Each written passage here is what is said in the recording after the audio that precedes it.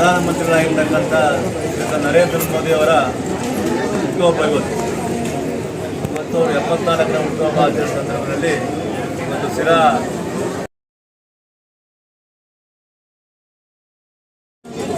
ನಮ್ಮ ಸರ್ಕಾರಿ ಆಸ್ಪತ್ರೆಯಲ್ಲಿ ರೋಗಿಗಳಿಗೆ ಹಣ್ಣು ಮತ್ತು ಬ್ರೆಡ್ಡನ್ನು ಇವತ್ತು ವಿತರಣೆ ಮಾಡಿದ್ದೀವಿ.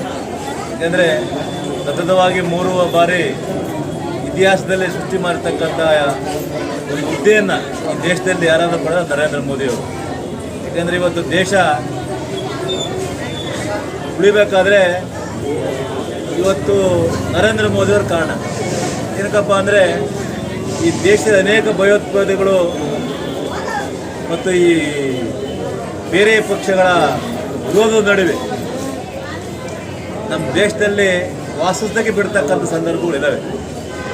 ಯಾಕಂದರೆ ಮೊನ್ನೆ ನೀವು ನೋಡಿದ್ದೀರ, ದೇಶದ ವಿರೋಧ ಪಕ್ಷದ ನಮ್ಮ ಸಂಸತ್ತಿನ ವಿರೋಧ ಪಕ್ಷ ನಾಯಕರಾಗಿರ್ತಕ್ಕಂಥ ರಾಹುಲ್ ಗಾಂಧಿ ಅವರು ಅಮೇರಿಕಾದಲ್ಲಿ ಕುತ್ಕೊಂಡು ನಮ್ಮ ಮೀಸಲಾತಿ ರದ್ದು ಮಾಡಿಸ್ಬೇಕು ಅಂತ ಹೇಳಿ ಒಂದು ಭಾಷೆ, ಅದು ಹೊರದೇಶದಲ್ಲಿ ಮಾಡಿದ್ದಾರೆ. ನಮ್ಮ ದೇಶದ ಗೌರವನ್ನೇ ಅವತ್ತು ಹಾಳು ಮಾಡಿದ್ದಾರೆ.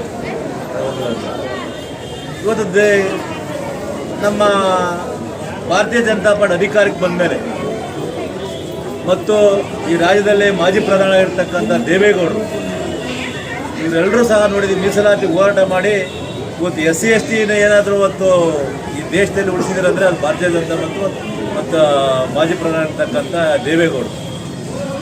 ಇವತ್ತು ನಾವೆಲ್ಲರೂ ಅವ್ರು ಸುರಿಸ್ಬೇಕಾಗತ್ತೆ. ಇಂಥ ಸಂದರ್ಭದಲ್ಲಿ ನರೇಂದ್ರ ಮೋದಿಯವರು ಇನ್ನೂ ನಮ್ಮ ದೇಶಕ್ಕೆ ಇನ್ನೂ ಅವಶ್ಯಕತೆ ಇದೆ, ದೇಶವನ್ನು ಆಳಬೇಕು ಅವರು. ಯಾಕಂದರೆ ಇಂಥ ಸಂದರ್ಭದಲ್ಲಿ ನರೇಂದ್ರ ಮೋದಿಯವರು ಈ ದೇಶದಲ್ಲಿ ಪ್ರಧಾನಿ ಆಗಿಲ್ಲ ಅಂತಂದರೆ ಈ ಪ್ರಜಾಪ್ರಭುತ್ವ ಉಳಿತಿರಲಿ ದೇಶದಲ್ಲಿ.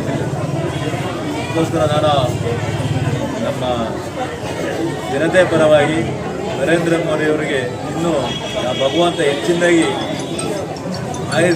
ಅಧಿಕಾರ ಮತ್ತು ಆರೋಗ್ಯ ಇವೆಲ್ಲವನ್ನು ನೀಡಲಿ ಅಂತೇಳಿ ಆ ಭಗವಂತನಲ್ಲಿ ಪ್ರಾರ್ಥನೆ ಮಾಡ್ತಾರೆ.